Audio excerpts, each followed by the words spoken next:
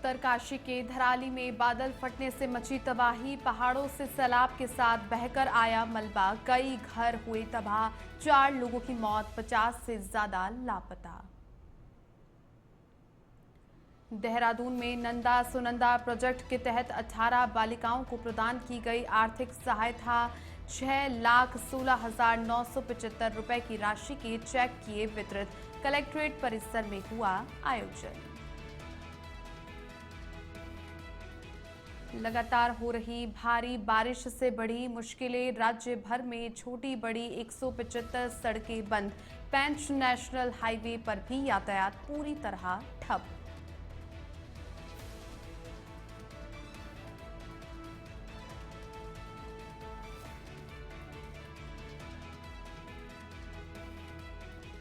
प्रदेश में बीजेपी सरकार के 4 साल पूरे। प्रवक्ता कमलेश रमन ने गिनाई सरकार की उपलब्धियां। कहा, राज्य सरकार सर्वांगीण विकास के लिए प्रतिबद्ध।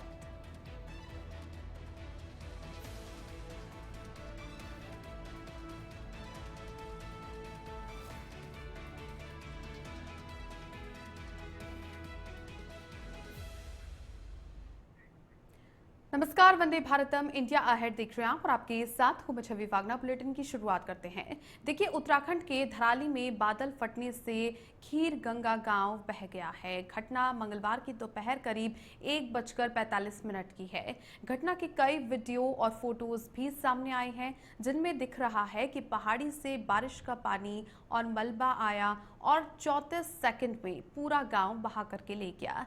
उत्तरकाशी के डीएम प्रशांत आर्या ने बताया कि अब तक 4 लोगों की मौत की खबर मिली है और 50 से ज्यादा लोग लापता बताए जा रहे हैं। कई लोगों के दबे होने की भी जानकारी मिल रही है। धरावी गांव देहरादून से 218 किलोमीटर, गंगोत्री धाम से 10 किलोमीटर दूर है। रेस्क्यू टीम एसडीआरएफ, एनडीआरएफ के साथ आर्मी भी मौके पर पहुंच गई है।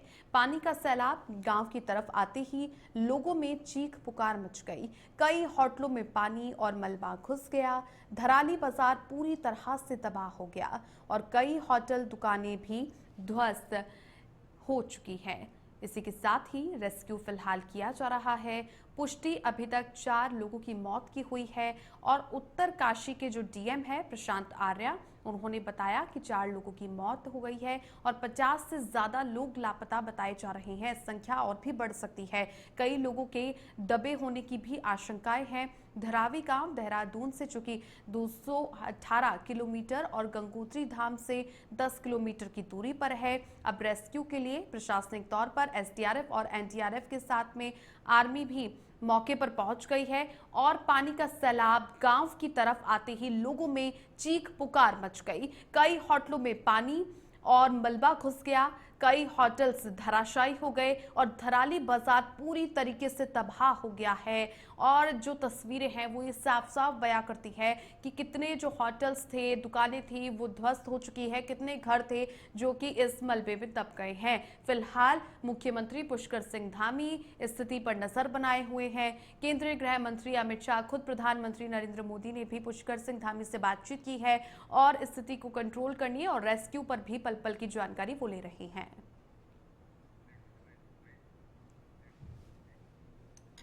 अभी धराली में खीर घाट के ऊपर बादल फटने से धराली गांव के नीचे वाला पूरा हिस्सा और बहुत प्रलय का वहां पे जो है मंजर जो हुआ है और तत्काल जो मुखबा वालों ने तत्काल जो है सूचना दी और मैंने तत्काल जो है माननीय मुख्यमंत्री जी जो अभी त्रिपुरा में हैं उनको तत्काल सूचना दे दी है। जिलाधिकारी को इसके लिए अलर्ट कर दिया गया है। हमारी वहाँ पे जो हरसिल में आर्मी की टीम थी, आर्मी की टीम वहाँ पर पहुँच गई है और एनडीआरएफ एसडीआरएफ की टीम भी मौके पे पहुँच रही है। बहुत बड़ी ऐसी दुर्घटना है। हम भगवान से इस समय जो इस घड़ी में सबको मजबूती के साथ जो है पूरी टीम को वहाँ पे लगा दिया गया है। अभी देहरादून में मुख्यमंत्री पुष्कर सिंह धामी की पहल पर चल रहे नंदा सुनंदा प्रोजेक्ट के तहत जरूरतमंद 18 बालिकाओं को आर्थिक सहायता प्रदान की गई है। जिलाधिकारी सवीन बंसल ने कलेक्ट्रेट परिसर में 6,16,975 रुपए की राशि के चेक बालिकाओं को संयुक्त रूप से वितरित किए। डीएम ने बताया कि इस योजना का मकसद है उन बालिकाओं की पढ़ाई दोबारा शुरू करवाना जिन्हें किसी दुर्घटना या फिर पारिवारिक संकट के कारण पढ़ाई छोड़नी पड़ी थी। उन्होंने बताया कि सीएसआर, राइफल फंड और राज्य की विभिन्न योजनाओं से संसाधन जुटा करके पात्र बालिकाओं को सहायता दी जा रही है। जिलाधिकारी ने भरोसा दिलाया कि नंदा सुनंदा प्रोजेक्ट आगे भी प्रभावी रूप से जारी रहेगा। चेक भी बालिकाओं को वितरित किए गए हैं और साथ ही साथ जिलाधिकारी सवीन बंसल ने कलेक्ट्रेट परिसर में 6,16,975 रुपए की राशि के चेक बालिकाओं को संयुक्त रूप से वितरित किए और नंदा सुनंदा प्रोजेक्ट के तहत ही जरूरतमंद करीब 18 बालिकाओं को चिन्हित किया गया और जिन्हें आर्थिक सहायता भी प्रदान की गई है। देहरादून में मुख्यमंत्री पुष्कर सिंह धामी की पहल से ही बालिकाओं को यहाँ पर बढ़ावा मिल रहा है। उनकी पढ़ाई को भी दोबारा शुरू करवाने की एक कोशिश सरकार की ओर से की जा रही है।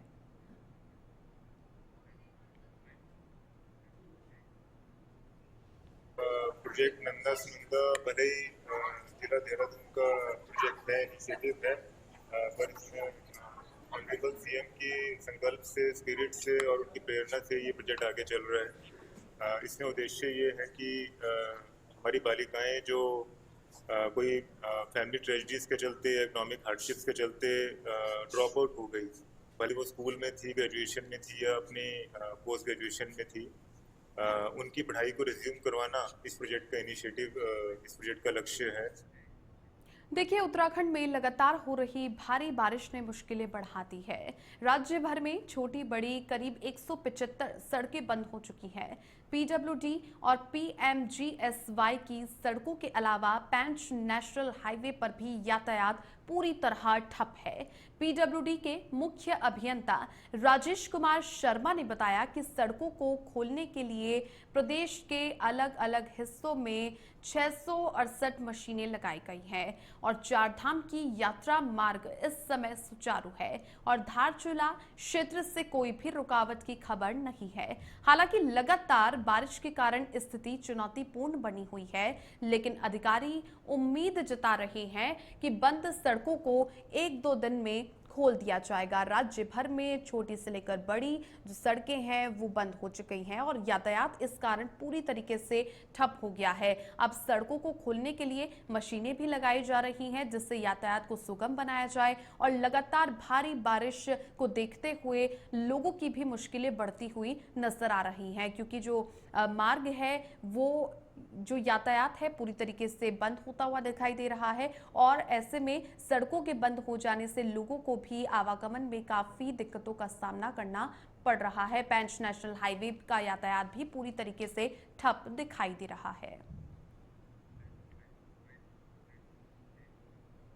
इस समय जो हमारी जो प्रेजेंट अभी रिपोर्ट है उसमें 175 रोड्स हमारे पूरे प्रदेश में बंद है, जिसमें पीएमजीएसवाई की सड़कें भी शामिल हैं और हमारे जो पीडब्ल्यूडी की सड़कें वो भी शामिल हैं। 175 रोड्स बंद हैं इस समय और इन सड़कों को खोलने डिफरेंट स्थान पर हमारे यहाँ 668 मशीनें इस समय कार्यरत हैं।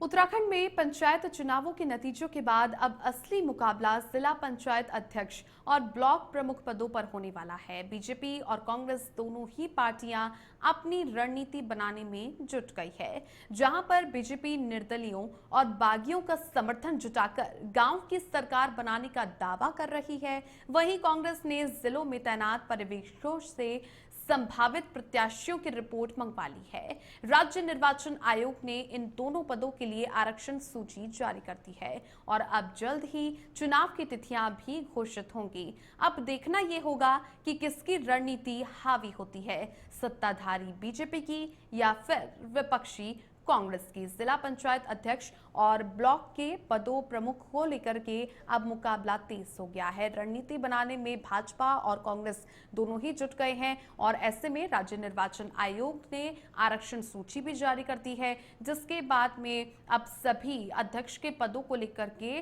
दावेदारी ठोकते हुए दिखाई दे रहे हैं। अपनी अपनी रणनीति भाजपा हो या फिर कांग्रेस हो, वो सभी जुटाने में लग गए हैं। जिला पंचायत के अध्यक्ष और जो ब्लॉक प्रमुख है उनके पदों पर मुकाबला तेज होता हुआ दिखाई दे रहा है उत्तराखंड में। वहीं पर दूसरी ओर जो सत्ताधारी पार्टी है भारतीय जनता पार्टी, वो भी इस कोशिशों में जुटी हुई है। वहीं पर विपक्षी पार्टी कांग्रेस भी लगातार अब इस मुकाबले में अपने आप को आगे बढ़ाती हुई दिखाई दे रही है। लेकिन अब ये देखना होगा कि किस तरह से भारतीय जनता पार्टी अध्यक्ष और ब्लॉक प्रमुख के पदों पर यह मुकाबला जीतती है।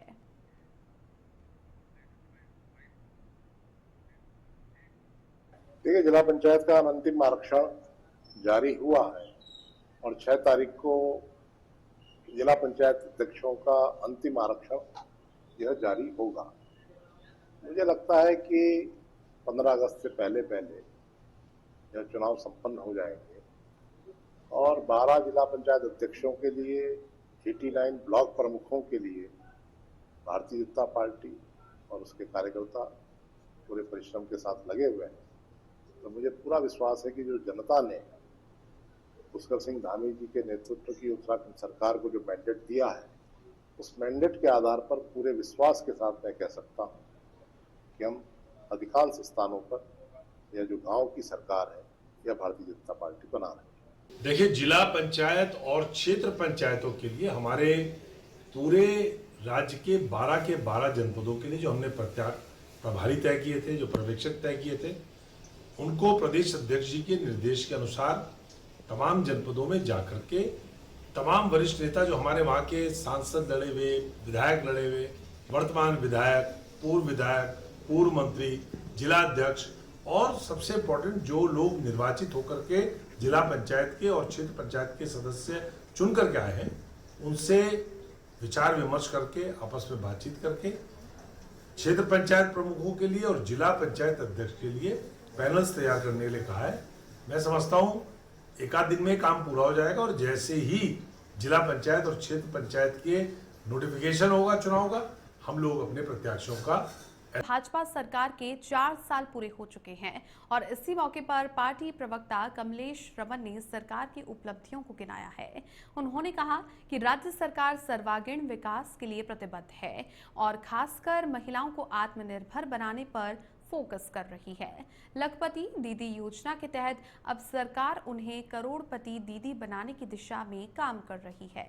स्वास्थ्य के क्षेत्र में आयुष्मान योजना के जरिए सभी नागरिकों को मुफ्त इलाज की सुविधा दी जा रही है। युवाओं के लिए भी स्वरोजगार से लेकर शिक्षा तक कई योजनाएं सरकार चला रही है जो कि सीधे जनता के हित में है। प्रदेश में भाजपा की सरकार के 4 साल पूर्ण हो गए हैं और इन 4 सालों के पूरे होने पर सरकार की जो उपलब्धियां हैं वो भी बताई जा रही हैं। इसके अलावा राज्य सरकार सर्वांगीण विकास के लिए प्रतिबद्ध है। इसके साथ ही जो तमाम सरकार की ओर से योजनाएं हैं उन्हें आगे और अग्रसर किया जा रहा है। करोड़पति दीदी भी इसी योजना के अंतर्गत है जिससे महिलाओं को भी आगे बढ़ाने की दिशा में कार्य किया जा रहा है। तो प्रदेश में भाजपा की सरकार के 4 साल पूरे होने पर भव्य आयोजन भी जगह जगह पर किए जा रहे हैं और ऐसे में प्रवक्ता कमलेश रमन ने सरकार की जो उपलब्धियां हैं वो भी बताई हैं और राज्य की जो सरकार है सर्वांगीण विकास के लिए प्रतिबद्ध है।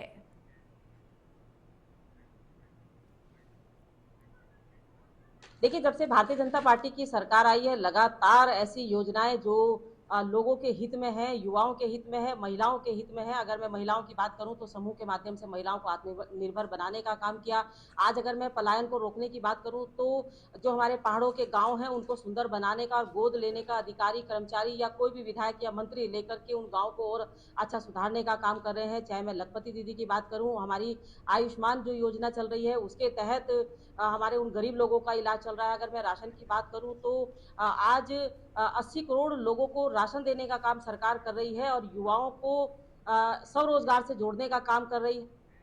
आगे बढ़ते हैं। उधम सिंह नगर की खानपुर जिला पंचायत सीट से भारी मतों से जीत दर्ज करने वाली सुषमा हालदार अब विवादों में घिर गई है। पूर्व विधायक राजकुमार ठुकराल के समर्थन और ताबड़तोड़ प्रचार के बावजूद सुषमा हालदार ने जीत के तुरंत बाद उनका साथ छोड़कर दूसरा राजनीतिक खेमा पकड़ लिया।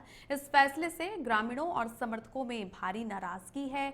आनंद खेड़ा के ग्रामीण ओमपाल चौधरी और प्रदीप मलंगी ने कहा कि ठुकराल के नेतृत्व में सुषमा को 0 से 7,000 वोट दिलवाकर के जिताया गया और अब उन्हें ही नजरअंदाज किया जा रहा है। ग्रामीणों ने इस कदम को सुषमा हालदार की सबसे बड़ी भूल बताया है।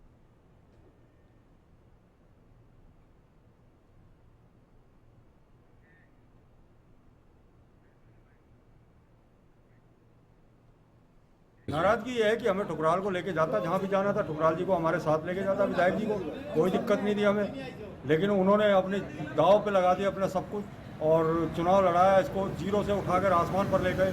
उन्हीं की देन है, ये तो जीत के बैठा हुआ, नहीं तो ये अटल नगर में जिस गाँव का रहने वाला उसी में हार जाता। असल में यहाँ पे चर्चा चल रहा है, ये जो हमारा खानपुर पूरब 22 जिला पंचायत क्षेत्र है, इसमें हमारे जिला पंचायत सदस्य श्रीमती सुषमा हालदार जी, जिनको सब लोगों ने मिलकर अथाह प्रयास करके मेहनत करके, और जिसमें ठुकराल जी का बहुत बड़ा योगदान है, जिनको कोई लोग जानते ही नहीं थे, उनको 0 से उठा के आसमान पर चढ़ा दिया। और इसका श्रेय एक तरीके से जितने वोटर्स हैं और साथ साथ ठुकराल जी को जाता है, राजकुमार ठुकराल जी उन्हीं की कड़ी मेहनत और भी जो कार्यकर्ता गण है, इनके अथाह प्रयास के बाद आज वो जीत के सामने आई है। और जीतने के बाद घर से कहीं लापता है, दूसरे खेमे में है, चर्चा तो यही। नैनीताल के लालकुआ में गोला नदी किनारे करोड़ों रुपए की लागत से बनाए गए तटबंध और चेक डैम पहली ही बारिश में ढह गए। क्षतिग्रस्त तटबंधों का निरीक्षण करने पहुंचे कांग्रेस नेताओं ने सरकार और स्थानीय जनप्रतिनिधियों पर भ्रष्टाचार के गंभीर आरोप लगाए हैं। वरिष्ठ कांग्रेस नेता कुंदन सिंह मेहता ने कहा कि हल्की बारिश में ही तटबंधों का बह जाना सरकार की नीयत और निर्माण कार्यों की गुणवत्ता पर सवाल खड़ा करता है। उन्होंने चेतावनी दी है कि यदि टूटे हुए तटबंधों की उच्च स्तरीय जांच करके दोषियों पर कार्रवाई नहीं हुई तो कांग्रेस उग्र आंदोलन करेगी। स्थानीय लोगों ने भी मजबूत और स्थायी तटबंध निर्माण की मांग की है। ये तो अनहोने का क्या, ये तो पहले 2022 से 21 से तब से ये कार्रवाई चल रही है यहाँ पर। तब भी यहाँ पर हम उस जगह पर खड़े हैं भी जहाँ पर पहले भी 4-5 घर बस चुके हैं, 4-5 परिवार यहाँ से शिफ्ट हो चुके हैं, जो यहाँ पर पूरी एकड़ों के हिसाब से ज़मीन चले गई है, उस जगह पर हम खड़े हैं भी है। तो ये आप सभी लोग इस चीज़ को देख रहे होंगे कि यहाँ पर अभी इन लोगों ने ये चेक डैम बनाए थे और ये चारों तरफ ऐसे चेक डैम बना रखे हैं कि जिसमें पाव भर से ऊपर को पत्थर हैं। इसका कोई मानक होता होगा, कुछ न कुछ न मानक के अंदर कोई पत्थर है, वो जाल से वो पत्थर अपने आप बाहर निकल रहे हैं। ये तो हल्द्वानी के गोलापार क्षेत्र से मंगलवार की सुबह ऐसी खबर आई जिसने पूरे शहर को हिलाकर रख दिया। 12 साल के मासूम बच्चे की हत्या करके उसका सिर और एक हाथ गायब करके रख दिया। शव को घर से कुछ ही दूरी पर गहरे गड्ढे में बोरे के अंदर फेंका गया था। इस घटना ने पूरे इलाके में सनसनी फैला दी है। जानकारी के अनुसार बच्चा सोमवार की दोपहर करीब 12 बजे से लापता था। परिजनों ने तुरंत ही पुलिस को सूचना दी और पूरी रात पुलिस और स्थानीय लोग उसकी तलाश में जुटे रहे। मंगलवार की सुबह डॉग स्क्वाड की मदद से पुलिस ने गड्ढे की ओर संकेत मिलने पर खुदाई कराई। गड्ढे से जो बरामद हुआ, सीओ सिटी नितिन लोहनी ने बताया कि मौके पर फॉरेंसिक टीम को बुलाया गया। घटनास्थल के पास से एक घर से खून से सने हुए कपड़े बरामद हुए, जिन्हें सबूत के तौर पर कब्जे में लिया गया। घटना से परिवार का रो रो करके बुरा हाल है। वहीं पूरे इलाके में दहशत का माहौल है। पुलिस मामले की जांच पड़ताल करने में जुटी हुई है।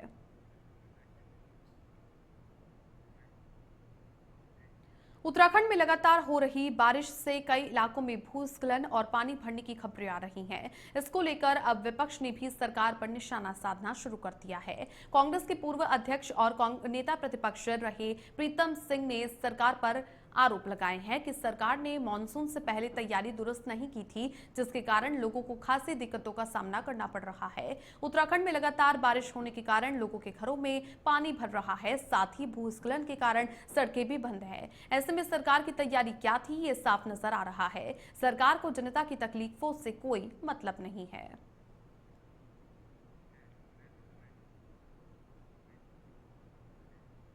चारधाम यात्रा को लेकर के सरकार की जो तैयारियां थी वो शुरू से ही पूरी नहीं, और चारधाम यात्रा जो है बार बार प्रभावित हो रही। ये तो चारधाम यात्रा भगवान भरोसे है, सरकार के भरोसे नहीं है। किस तरीके से चारधाम यात्राओं में हेली सेवाओं में दुर्घटनाएं घटित हुई, दुर्घटना घटित होने के बाद सरकार उसका संज्ञान ले रही है, तो बहुत गंभीर विषय है। तो इसीलिए मैं कह रहा हूँ कि चारधाम यात्रा को लेकर के ना तो सरकार गंभीर थी और ना इनकी कोई तैयारी। बड़ी खबर का रुख कर लेते हैं। सूखी टोप में बादल फटा है। उत्तरकाशी में दूसरा बादल फटने की घटना सामने आई है और अब इस बादल के फटने से आर्मी कैंप में पानी घुस गया। दिन में धराली में बादल फटा था और धराली से कुछ ही दूरी पर सूखी टॉप है जहां पर बादल फट गया है और इस बादल के फटने से आर्मी कैंप में पानी घुस गया है। चूंकि दिन में धराली में बादल फटा था, जिसके बाद की तस्वीरें आपने देखी थी, और अब सूखी टॉप पर ये बादल फटा है। सूखी टॉप में बादल फटने के बाद आर्मी कैंप में पानी घुस गया है।